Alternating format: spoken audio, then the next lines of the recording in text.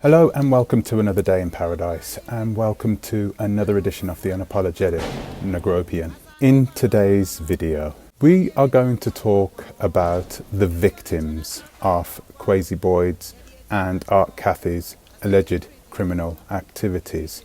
We're going to talk about a few messages that I've been having, and we're going to ask ourselves some difficult questions. But first I'm going to ask you to please like, subscribe, share and click the bell notification. So as you may or may not have noticed, I have written one or two videos about what's been going on in the Gambia. And with those videos have come a plethora of comments that I try to read the majority of. There are hundreds of comments, so I find it difficult, but I try and do my best. Now, there has been one comment that has continued to arise time and time again, and I kind of largely ignored these types of comments up until now. I had a comment that came in yesterday, and I'm going to read that comment for you. I've got it right here. So it goes on like this.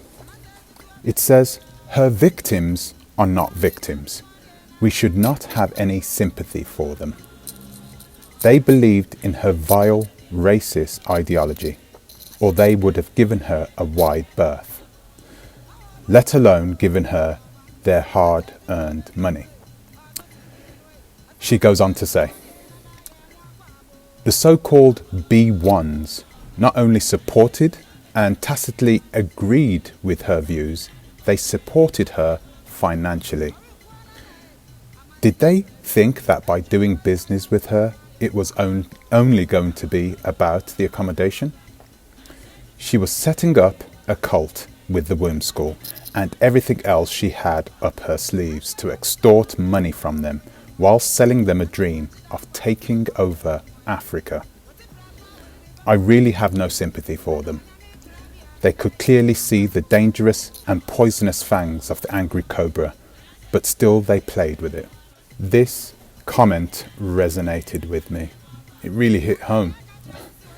And for the first time, I stopped ignoring the elephant in the room. I had to ask myself, wait a minute, what if she's right? What if these guys were really sold into Art Catheys' dream by what she was being openly candid about, which was being horrible to the natives and buying and taking over Africa with its resources.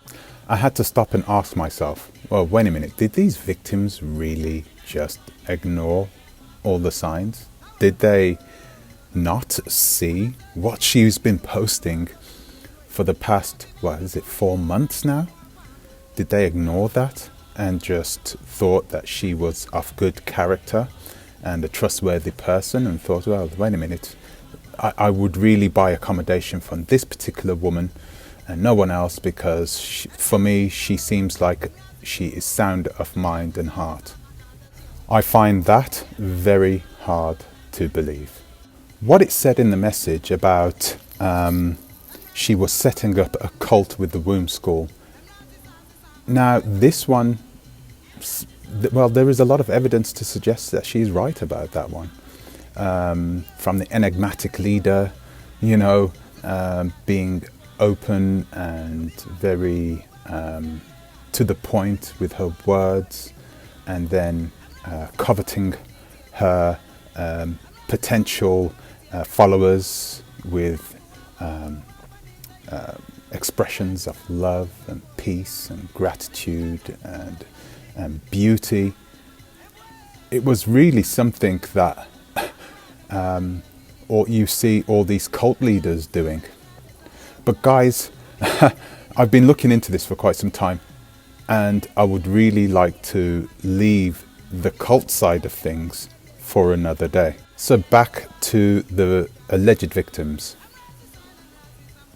Were these guys all just people who were following Art Cathey believed wholly in Art Cathey and wanted to do her biddings, essentially believing in her ideology. Well, we can't look at all the victims, okay? I mean, that's difficult, and if I need to be honest with you, I don't believe all of her alleged victims, I should say. I don't believe they all believed that they wanted to be part of some quest to take over Africa. That perhaps is a bit absurd. However, there must have been some of those people who did believe wholly in what she was saying. It's not like she's the only place, she's not even the best place to get accommodation from. And all it takes is a quick YouTube search or to search around the communities. There are many communities with expats living there who are good stand-up people. Okay, so why go through Art Cathey, one of the worst people you could ever go through? I've had people emailing me, pointing to individual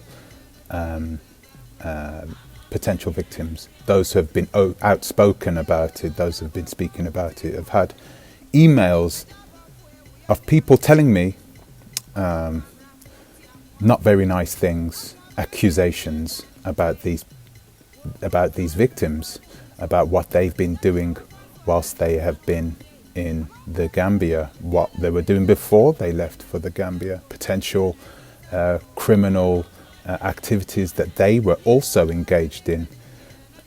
So for a long time, I've just been ignoring these emails because I thought, well, you know, these are just mere accusations, and at this moment there are two highly capable people who are in the Gambia who want to see these people go down.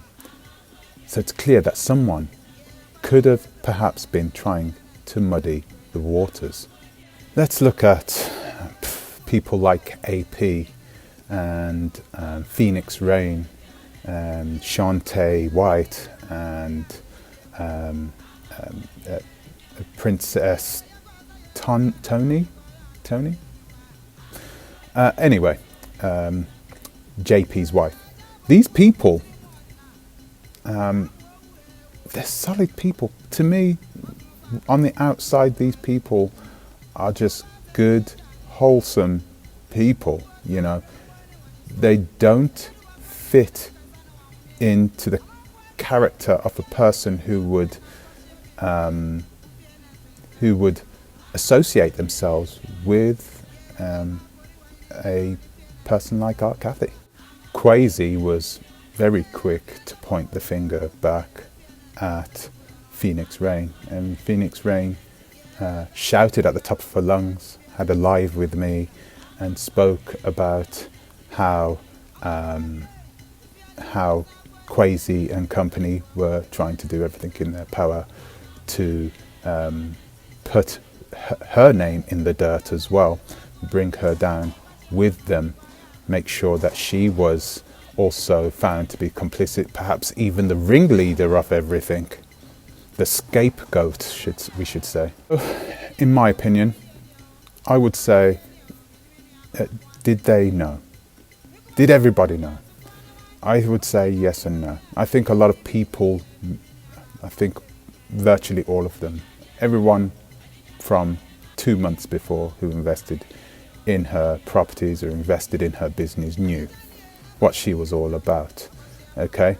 But I don't think all of them were complicit in her crimes or even wanted to work with her to try and build some sort of institution where they could eventually come and take over the world. Genuinely believe that part of that is just Art Cathey's ego, okay, her inflated ego. I think it was a combination. I think you had people who did believe in her and wanted to be part of her so-called movement. I think you had other people who were just naive and got involved with her simply because they wanted to support her, but perhaps didn't want to follow her on her quest. And then I think you had people who believed in her, but wanted no part of her, but didn't mind helping finance Art Catheys. She is that type of person. She will, like I keep saying, she will chastise you with the valour of her tongue. She will, that's Shakespeare by the way guys, I think it's Macbeth, right? She will use her talk to convince you to do whatever she wants you to do. I think that Art Catheys is a very intelligent person who is able to adapt to her environment. I know she didn't really have a fixed abode back in the United States. She was sleeping from couch to couch, from house to house. She was a hobo of sorts. She didn't have a fixed home. She certainly wasn't with the father of her young boy, her beautiful young boy. They are not an item, I believe. But once again, that's another video for another day. And don't worry, I will make sure to keep the little boy out of it. But adults are adults. Should we feel sympathy for them? Well, to answer that question, I don't know, because once again, you don't know who really is guilty of playing along with Art Catheys and helping her to finance her vitriol and hate for toward the African people at large and the natives of Gambia.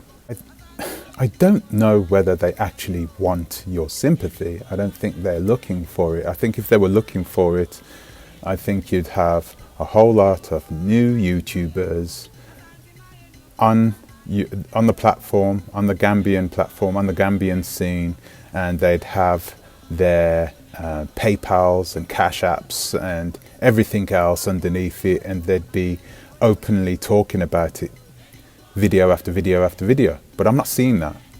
I think we should focus on the fact that this is happening, and that this is just one case of it happening, right? There are other people in the Gambia who are doing the exact same thing. There are other people all over the world doing this exact same thing.